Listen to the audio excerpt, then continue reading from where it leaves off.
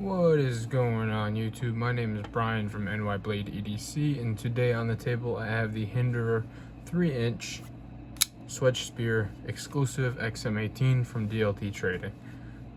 It's actually the second time I filmed this. I got through the first time and completely forgot to give my overall rating, so we're redoing it. So into the numbers here, 3-inch blade, as in the name, 3-inch, M390. Just want to talk about that purple anno. That's pretty dang cool to me. Purple. Not very often you see a purple Hinderer, but yeah. So 3-inch of M390, 4 inches handle overall. You got 7 inches, G10 with titanium. Jesus, today, Junior. 3.6 ounces, so it's fairly light, not too heavy. Good little weight to it. And we'll get into a size comparison here. This is, let's do, instead of this first, we'll do its big brother, the 3.5 inch. So as you can see, obviously 1/2 inch on each side overall. So it's about 1 inch longer, maybe. Yeah, just about 1 inch longer. I almost took the 3-inch off the table. We'll do a PM2. So, and again, about 1/2 inch on each side. And now the half track. So the half track is actually shorter, but thicker and heavier. So let's give you a little thickness comparison, which I'll do again with the XM18 3.5 inch. But as you can see, it's thinner than the half track. Let's get the XM18 back out here. So there's the thickness compared to the 3.5. So it's a hair thinner. It's about 1 inch shorter. Pretty good size. And I have 2 more here for you to compare the size to. The Benchmade Mini Grip Tillion, which is a pretty close competitor. And one last one. The Chris Reeve Small Sabenza 21, which is a hair shorter overall, but within the same range. So I hope that helps with that. Okay, now into my rating system. So for size, I give this a 15 out of 20. 3-inch blade, very capable user blade. Nice grind, got the Swedge Spear. It's basically just a drop point with a cool added swedge on top. Nice flat grind.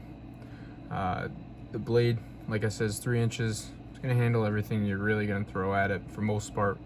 The handle's 4 inches, so you get a good purchase on it. In the pocket, it's fairly thin, as I said already, and definitely does not take up a lot of space. The flipper tab might get in your way a little bit. That's a typical XM18 kind of thing, that flipper tab pokes out quite a bit, but sits fairly deep in the pocket for a stock clip. This is actually, the Hinderer clips are probably my favorite stock clips out of all of them. It's just because they got good retention, they're nice and strong, they have a nice seated position in the pocket. So size 15 out of 20. And on to ergos.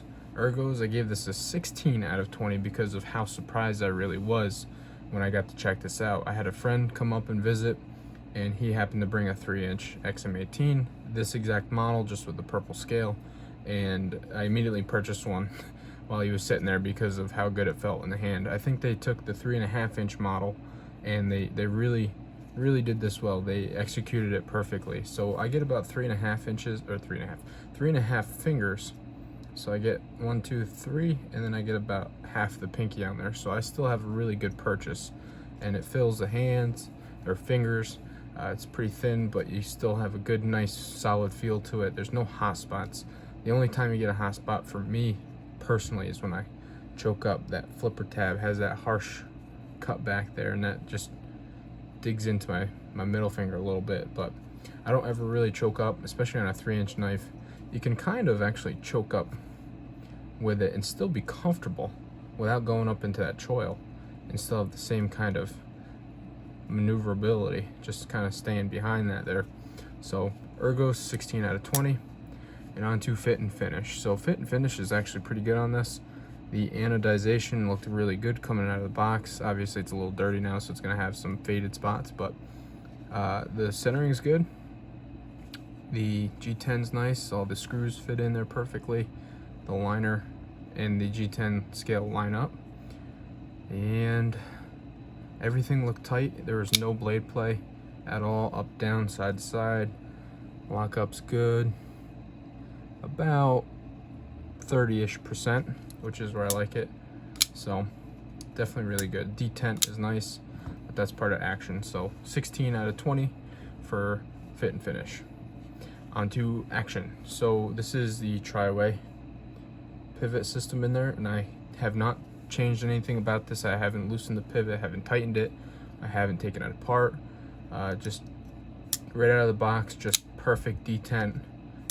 Nice little smooth action, little persuasion to go shut, but definitely very smooth and nice. Now I can kind of, yeah, sometimes I can get the thumb studs. Like I'm weird when it comes to Hinderer thumb studs.